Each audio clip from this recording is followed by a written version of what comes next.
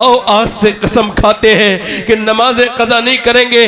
Karbala वालों का ये पैगाम है मेरे नबी की औलाद का। इमाम ज़ैनुल आबिदीन कहते हैं मैंने देखा अपनी फूफी को, उनके बच्चों की लाशों के टुकड़े उनकी गोद में आए मगर वो फिर भी सजदे कर रही थी। मैंने देखा कि कासिम की लाश आई मगर मेरी फूफी के सजदे कज़ा नहीं हुए। मैंने कहा ऐ मेरी फूफी, किसी के घर एक इंसान शहीद हो जाए उसकी जिंदगी में अलग अलग तब उसकी वो सब कुछ भूल जाती है। माँ जिसका एक बेटा, आपके तो भाई भतीजे सब शहीद हो गए मगर आपके सजदे कज़ा होते नहीं देख रहे। उधर आपके बच्चे भतीजों की लाशों पर घोड़े दौड़ रहे हैं, हड्डियों की टूटने की आवाजें आ रही हैं। उधर ज़ैनब आप मेरी फूफी सजदा कर रही है, ये कहां से सीखा?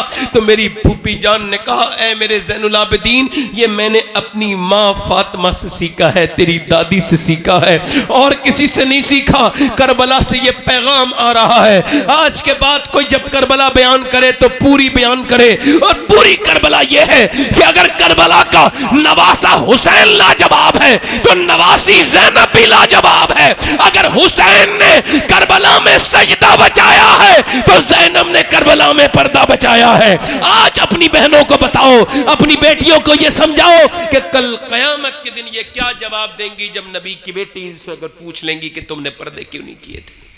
अब एक तो लड़की वो है जो पर्दा करना और एक पर्दा कर रही है। कुरान कौन पढ़ रही है? सैयदा ज़ैनब। जरा जोर से तो बोलो सुभान अल्लाह। मेरी बहनें 6 साल की बच्चियों पे ये ट्राई करें, इंशाल्लाह घर में पर्दे का बरकतों का माहौल हो जाएगा। कुरान पढ़ रही हैं, नबी की नवासी, दुपट्टा गिर गया, सैयदा फातिमा ने आकर के दुपट्टा रखा। ज़ैनब ने पूछा अम्मी जान आपने सर पे दुपट्टा क्यों रख दिया? कहा ज़ैनब वो नाना नाराज हो जाएंगे, उस बच्ची से नाराज हो जाते हैं, सर पे दुपट्टा नहीं रखती। सैयदा ज़ैनब रोई और रोई सुन के। हसास बाप की हसास बेटी सैयदा फातिमा आई, क्यों रोती है मेरी ज़ैनब? अम्मी जान नाना से कह देना इस बार माफ कर दें, अगली बार ज़ैनब अपनी गर्दन तो कटाएगी मगर सर पे से दुपट्टा नहीं हटाएगी। करबला के मैदान में सब शहीद हो गए, हुसैन की बहन के हाथ सर से चादर छीनेगी। उन्होंने अपने बालों से अपने चेहरे को ढका और फिर अपने बाप मौला अली की तरफ को देख के कहा है मेरे बाबा अली जरा करबला की तरफ नजर तो उठा के देखें, आपकी वो ज़ैनब खड़ी है।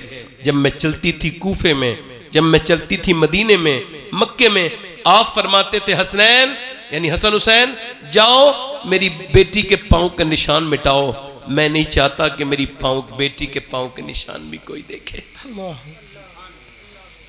मौलाई मौलाई मौलाई, ये नई बात चला शुरू कर दी। हम सब अहले सुन्नत है, ये क्या नई बात है? उधर वो अजमेर के बदतमीज कुछ और भी हैं, इनके घरों में नाच गाने हो रहे हैं, इनकी लड़कियां बेहुदा बेशरम है, ये मौलाई हैं। मौला अली फरमा रहे मुझे पांव के निशान भी गवारा नहीं मेरी बेटी के कोई देखे। सैयदा ज़ैनब अस्कती ना अब्बा मैं वही ज़ैनब हूं। फिर अपने नाना की रोजे की तरफ को चेहरा किया और कहा मेरे नाना मेरी बहनों इस बात को याद रखना, ये कौन स्टेटस इस बच्ची का देखो, दुनिया में इतनी बड़ी कोई बेटी उसके बाद आई नहीं जिसको अल्लाह ने इतना हाई फाई और इतना बाबरकत और इतना जो है वो इतना अजीम बनाया हो कि जिसके बाबा अली हों, जिसके भाई हसन और हुसैन हो, जिसकी माँ फातिमा हो, जिसके नाना मुस्तफ़ा हो। वो ज़ैनब आज कह रही है मेरे नाना मैंने आपसे वादा किया था, जब मैं पैदा हुई थी आपने मुझे गोद में लिया था और आपके आंसू मेरे चेहरे पे गिरे थे और आपने फरमाया था फातिमा ज़ैनब बिल्कुल अपनी नानी खतीजा की तरह है। ऐ मेरे नाना आज मेरे सर पे चादर नहीं है, मेरे बच्चे शहीद हुए, मैं पर्दे में थी, मेरे भाई के सर को काट के नेज़े पे चढ़ाया गया, मैं पर्दे में थी मगर आज मेरे सर से चादर खींच दी गई तो बालों के अलावा कुछ नहीं था, बालों से पर्दा कर लिया है, मेरे नाना मुझसे नाराज न हो। इमाम ज़ैनुल आबिदीन कहते हैं मैंने अपनी फूफी की तरह नमाज पढ़ने वाला नहीं देखा, पढ़ने वाली नहीं देखी। कहते हैं 5000 किलोमीटर का सफर मेरी फूफी ने तय किया है और वो भी ऊंट पर बैठ के, ऊंट की नंगी पीठ पर बैठ के वो कूफे से मुल्क शाम और मुल्क शाम से लेकर के मदीने तक, मगर मैंने कभी अपनी फूफी की तहज्जुद की नमाज भी कज़ा होते नहीं देखी। आओ आज से कसम खाते हैं कि नमाजें कज़ा नहीं करेंगे। करबला वालों का ये पैगाम है, मेरे नबी की औलाद का। इमाम ज़ैनुल आबिदीन कहते हैं मैंने देखा अपनी फूफी को, उनके बच्चों की लाशों के टुकड़े उनकी गोद में आए मगर वो फिर भी सजदे कर रही थी। मैंने देखा कि कासिम की लाश आई मगर मेरी फूफी के सजदे कज़ा नहीं हुए। मैंने कहा ऐ मेरी फूफी, किसी के घर एक इंसान शहीद हो जाए उसकी जिंदगी में अलग अलग तब उसकी वो सब कुछ भूल जाती है। माँ जिसका एक बेटा, आपके तो भाई भतीजे सब शहीद हो गए मगर आपके सजदे कज़ा होते नहीं देख रहे। उधर आपके बच्चे भतीजों की लाशों पर घोड़े दौड़ रहे हैं, हड्डियों की टूटने की आवाजें आ रही हैं। उधर ज़ैनब आप मेरी फूफी सजदा कर रही है, ये कहां से सीखा? तो मेरी फूफी जान ने कहा ऐ मेरे ज़ैनुल आबिदीन, ये मैंने अपनी माँ फातिमा से सीखा है, तेरी दादी से सीखा है और किसी से नहीं सीखा। करबला से ये पैगाम आ रहा है, आज के बाद कोई जब करबला बयान करे तो पूरी बयान करे और पूरी करबला ये है कि अगर करबला का नवासा हुसैन लाजवाब है तो नवासी ज़ैनब भी लाजवाब है। अगर हुसैन ने करबला में सजदा बचाया है तो ज़ैनब ने करबला में पर्दा बचाया है। आज अपनी बहनों को बताओ, अपनी बेटियों को ये समझाओ कि कल क़यामत के दिन ये क्या जवाब देंगी जब नबी की बेटी से अगर पूछ लेंगी कि तुमने पर्दे क्यों नहीं किए थे। अपनी बेटियों से पूछ रहा हूं, जिंदगी मुख्तसर है। मैंने अभी 3 महीने हुए हैं, मैंने अपनी माँ को कब्र में उतारा है। 3 महीने से कुछ 5-6 दिन ज्यादा हुए। मेरी माँ कब्र में चली गई और आज मैंने अपने बाप को भी देख लिया। देखो माँ बाप जिंदा है ना तो उनका ख्याल करना, ये मरने के बाद अफसोस न करना। ये हमारे बड़े सगीर में यही मसला है, माँ बाप जिंदा होंगे उन पर जुल्म करेंगे। एक साहब रो रहे थे अपनी माँ की कब्र पे, मैंने कहा क्यों रो रहे हैं? कहने लगे मुझे अम्मी याद आ रही। मैंने कहा मैं तुम्हें जानता हूं, तुमने अपनी माँ को गालियां भी दी थी भाई, आज तुम अपनी माँ के लिए रो रहे हो। काश जीते जीतनी मोहब्बत दी होती। माँ तो माँ है भाई। याद रखो जिस घर में माँ बाप नहीं, जिस घर में माँ नहीं, वो कितना ही भरा हुआ घर सही मगर वो खाली है, और जिस घर में माँ है वो खाली घर भी भरा हुआ लगता है। जिस कमरे में माँ बैठी हो वो कमरा बड़ा ही खूबसूरत लगता है। अब आदमी जाए भी, जिंदगी जिए भी, मगर जब माँ के खाली कमरे को बंदा देखता है माँ के जाने के बाद तो वो सोचता है कौन चला गया, किस हस्ती ने रुखसत हो गई। याद रखो ये एक बार चले जाएं दूसरी बार नहीं आते। याद अपनी जिंदगी में तब्दीलियां लाएं। हुजूर ने फरमाया ये तुम्हारे माँ बाप तुम्हारी जन्नत और दोज़ख के ज़मानत है, तुम इनको राज़ी कर लोगे तो तुम जन्नती हो।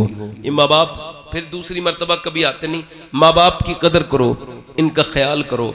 मेरे पास इतना वक्त नहीं मगर फिर इतनी बात ज़रूर कह रहा हूँ कि जीते जी इनका ख्याल रखो। एक आदमी की बीवी मर गई, उसने दूसरी शादी कर ली, उसका बच्चा था। उसने 1-2 साल के बाद पूछा बेटे पहली वाली माँ अच्छी थी या ये जो नई है ये अच्छी है? उसने कहा अब्बा अच्छी वो थी, सच्ची ये है। क्या मतलब? कब ये जब कहते ये वो जो कहती थी ना मुझसे देख शैतानी न कर, खाना नहीं दूंगी, तो फिर वो मैं शैतानी भी करता था। और जब वो शाम को मुझे घर से निकालती थी और शाम को खुद ही मुझे प्यार से अंदर लाती थी, मुझसे कहती थी देख मुझे सताया मत कर, फिर मुझे खाना भी बना के देती थी, मेरा ख्याल रखती थी।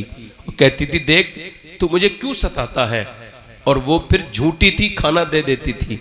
मगर ये जो नई वाली आई है ना ये कहती खाना नहीं दूंगी, शैतानी न कर। तो रात भर गुजर जाती है अब्बा मैं ऐसी भूखा रहता हूँ, ये खाना नहीं देती। वो अच्छी थी, ये सच्ची है। माँ जैसी दौलत किसको मिलेगी? माँ चली गई है ना, दीवारें छोटी होती थीं लेकिन पर्दा होता था। ताले की इजाज़त से पहले सिर्फ भरोसा होता था। जब तक माथा चूम के रुखसत करने वाली जिंदा थी, दरवाजे से बाहर तक मुंह में लुक़मा होता था। कभी माँ की दुआएं लो, कभी बाप की दुआएं लो। एक पेड़ पे जब फल आया वो पेड़ रोने लगा। पूछा है पेड़ तू क्यों रोता है? आज तो फल आने के दिन है, खुशी हो रही है सबको। कहा तुम खाओ फल। कहा बताना।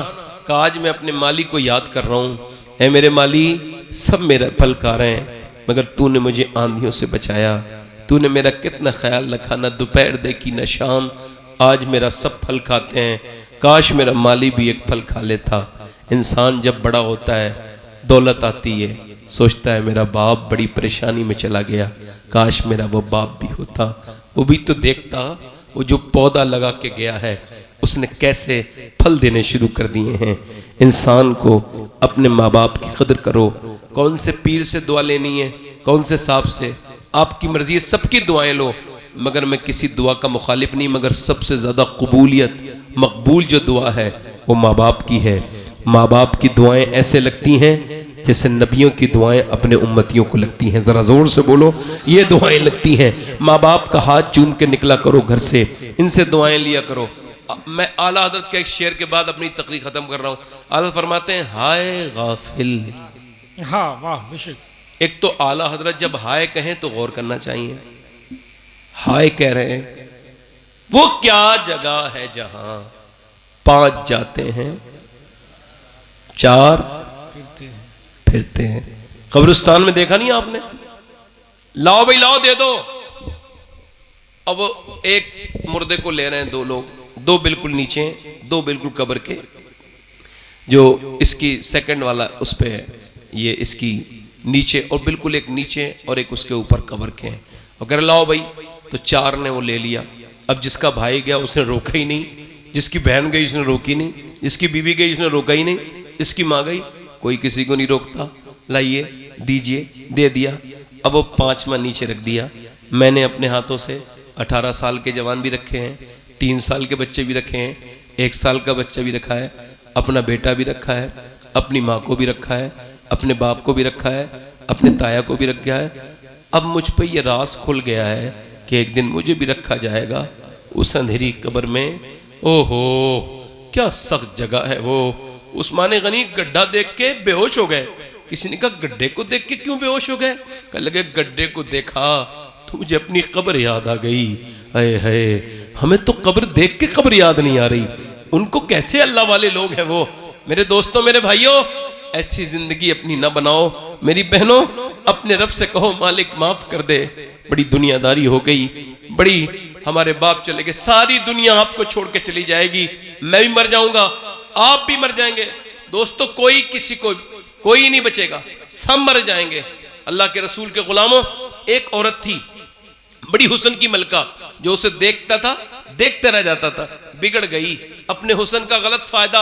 अब कोई ऐसा इलाके का आदमी नहीं था जो उसके दरवाजे पे आके दस्तक नहीं देता था, उससे अपना बदतमीजी नहीं, मुंह काला नहीं करता था। सारे नवाब आने लगे। और फिर उलमा ने लिखा है, बनी इसराइल में औरत थी, बड़ा सा घर बना लिया, मालदार हो गई। फिर दिन में तय करती थी गाहक और अलग अलग रातों में बुलाती थी। बहुत महंगी औरत हो गई वो बदकारी के मामले में। एक नेक आदमी गुजर के जा रहा था, उसकी नजर उस पर पड़ी। जब उसको देखा तो इसके दिल में ऐसा असर हुआ कि ये नेक आदमी 1 महीने तक लगातार कहता रहा, मालिक मुझे उस औरत से बचा ले। मगर दिल में ऐसा असर हुआ कि मियां वो उसका ख्याल नहीं जाता था। शेख सरहिंदी कहते हैं मुजल्लिसानी कि जिना की शुरुआत आंखों से होती है, आंखें देखती हैं, दिल पसंद करता है और शर्मगा इस फेले बद को कर जाती है। ये बुरा काम है। वो आदमी 1 महीने के बाद सारा कुछ लेके पहुंचा, ले मेरे पैसे ले, मेरे तेरे बगैर चैन नहीं, बता कौन से दिन आना है। उसने कहा फला दिन आ जाना। तैयार होके बैठती थी, स्पेशल तरीके से बितर लगा के दुल्हन बन के बैठती थी। महंगाई, महंगे पैसे दे के उसका गाहक आता था। वो आया अंदर, इससे बात करने लगी, ये उससे बात करने लगे। बात करते करते इसने इसके हाथ पे हाथ लगाया। इसे ईमान कहते हैं। हाथ लगा नहीं था, कांप गया और एकदम बोला जा रहा हूं, पसीने आ गए। क्या हुआ? कहा मेरी तबीयत खराब हो गई। कहा तबीयत तो यार ठीक हो जाती है अच्छे अच्छे की, तुम सही बताओ क्यों जा रहे हो, आए क्यों थे और जा क्यों रहे हो, बताओ। तो बोला सही सही बताऊं। कहा सही बात तो यह है कि जब मैं सजदा करता हूं तब भी अल्लाह देखता है, और जब मैं तेरे जिस्म के साथ बदकारी करने वाला हूं तब भी मेरा अल्लाह देख रहा है। तो मैं ये बुरा काम कर नहीं सकता, मेरा रब मुझे देख रहा है। सुभान अल्लाह, सुभान अल्लाह। मेरा रब मुझे देख रहा है। अल्लाह अकबर। वो तो चला गया। ये औरत रो के बोली मालिक एक दिन आया था, हाथ तक नहीं लगाया, मैंने तो कितनी अय्यारियां, कितनी बदतमीजियां की हैं। रोने लगी, काम धंधा छोड़ दिया। किसी ने कहा मूसा तकरीर कर रहे, जा उनके पास चली जा। गई, किसी ने कहा मूसा अलैहिस्सलाम फलां औरत आपसे के सामने आई है, बात करना चाहती है। और उसने बीच मजमे में कह दिया, आपने फरमाया भगाओ उसे, मैं उससे बात नहीं करना चाहता। बुरी औरत थी, बदनाम थी। अब चले गई, वो अपने दरवाजे को बंद करके बोली, मालिक मूसा ने तो भगा दिया, ये बता तू भगाएगा तो कहां जाऊंगी? जमी भी खुदा की, जमा भी खुदा का, मकीनो मकां ला मका भी खुदा का। गुनाहगार बंदे कहां जा सकेंगे खुदा की खुदाई से बाहर निकल के। रोक के बोली, मालिक अगर मेरे जैसी कोई गुनहगार नहीं तो तेरे जैसा करीम भी कोई नहीं है। मालिक मूसा ने भगा दिया, तू भगाएगा तो कहां जाऊंगी? दरवाजे पे दस्तक देने लगा कोई। ये रो रही थी, आंखों से आंसू भर रहे थे, नहीं खोला। फिर दरवाजे पे दस्तक हुई, नहीं खोला। फिर बोली कहीं दरवाजा कोई तोड़ न दे। इसने जब दरवाजा खोल के देखा तो सामने मूसा अलैहिस्सलाम खड़े थे। कहने लगे आप क्यों आ गए? आपने तो मुझे भगा दिया था। कि मुझे क्या खबर थी, अभी जब तू रोई है ना, अल्लाह ने तेरे आंसुओं को कबूल किया है और जिब्राइल से कहा है जा मेरी बंदी को ये पैगाम पहुंचा के आ मूसा कि मैंने अपनी बंदी के गुनाहों को माफ कर दिया है, उसके गुनाह माफ कर दिए हैं। सर उठा के बोली, मूसा आप ठीक ठीक बात करो, मेरा दिल बड़ा लरसता है, सही बताओ क्या मेरे जैसी पापन जिसके गुनाहों की कोई हद नहीं, उसको ऐसा माफ करना वाला है वो? हाँ, एक आंसू में माफ करता है। हाँ, वो कहता है इंसान तू इतना रो ले, तेरी आंख का आंसू ये ढलक के तेरे गाल तक आ जाए, मैं तेरे सारे गुनाह माफ कर दूंगा। मूसा से बोली जाओ, अब मैं यहाँ नहीं रहूंगी। उसी आदमी को ढूंढते ढूंढते पहुंची, 1 महीने मिला, वो इसे देख के ही बेहोश होकर मर गया। ये तो फिर आ गई मालिक, इसे तो बचा था मैं। और जब मर गया, इसके छोटे भाई के साथ इस औरत की शादी हुई। अल्लाह ने 7 बेटे दिए, 7 उस जमाने के वली बने। सुभान अल्लाह, सुभान अल्लाह, सुभान अल्लाह माफ करने वाला है। मौत के झटके से पहले उसके सामने रोना सीखो, उसके सामने सजदे करो, रोया करो। डिप्रेशन की इलाज रोना है, गुनाहों का इलाज रोना है। हज़रत सलमान फारसी ने अपनी कनीज से कहा एक ही सजदा कर ले, नमाज नहीं पढ़, एक सजदा कर ले। किसी ने हुजूर एक सजदे के लिए क्यों कह रहे हैं? आपने फरमाया जो एक सजदा करता है अल्लाह उसको और नमाज की तौफीक भी दे देता है। सजदा इतनी बाबरकत चीज़ है।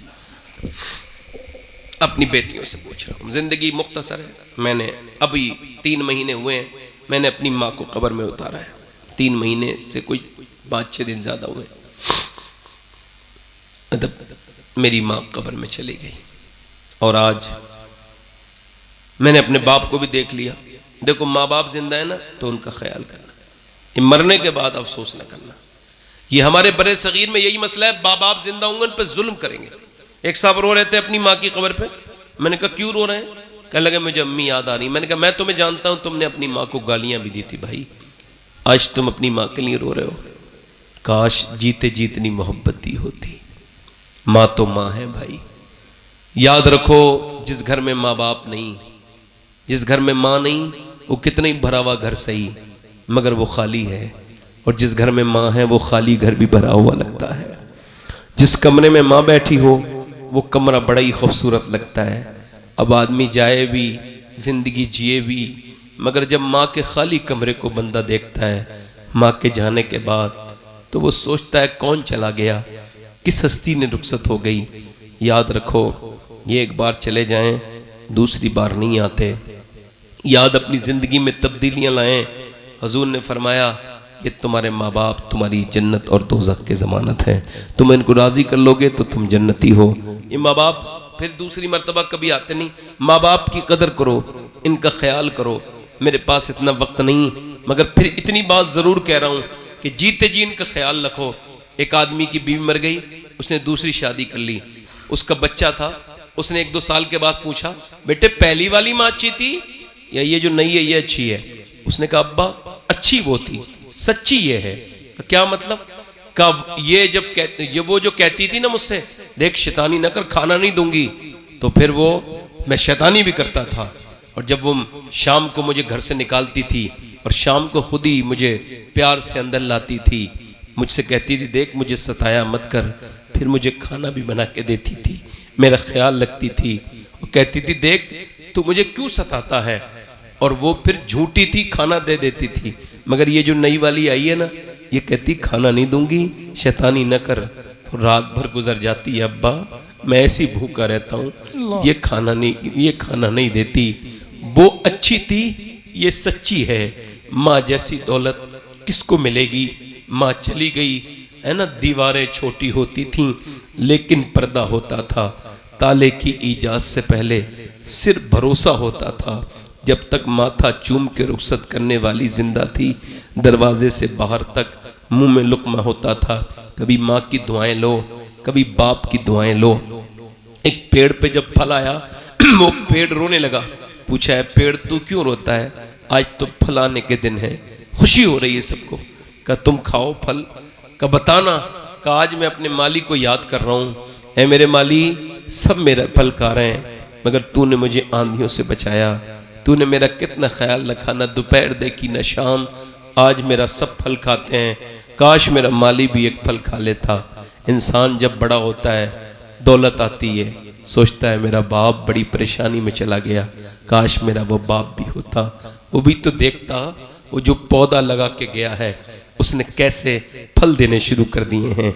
इंसान को अपने माँ बाप की कदर करो। कौन से पीर से दुआ लेनी है, कौन से साहब से, आपकी मर्जी है, सबकी दुआएं लो, मगर मैं किसी दुआ का मुखालिफ नहीं। मगर सबसे ज़्यादा कबूलियत, मकबूल जो दुआ है वो माँ बाप की है। माँ बाप की दुआएं ऐसे लगती हैं जैसे नबियों की दुआएं अपने उम्मतियों को लगती हैं। ज़रा ज़ोर से बोलो, ये दुआएं लगती हैं। माँ बाप का हाथ चूम के निकला करो घर से, इनसे दुआएं लिया करो। मैं आला हजरत के एक शेर के बाद अपनी तकरीर ख़त्म कर रहा हूँ। आला फरमाते हैं हाय गाफिल। हाँ वाह बेशक। एक तो आला हजरत जब हाय कहें तो गौर करना चाहिए। हाय कह रहे हैं, वो क्या जगह है जहां 5 जाते हैं 4 फिरते हैं। कब्रिस्तान में देखा नहीं आपने, लाओ भाई लाओ दे दो।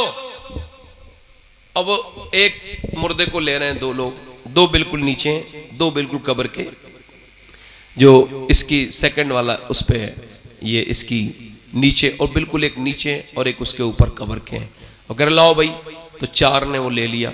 अब जिसका भाई गया उसने रोका ही नहीं, जिसकी बहन गई उसने रोकी नहीं, जिसकी बीवी गई उसने रोका ही नहीं, जिसकी माँ गई कोई किसी को नहीं रोकता।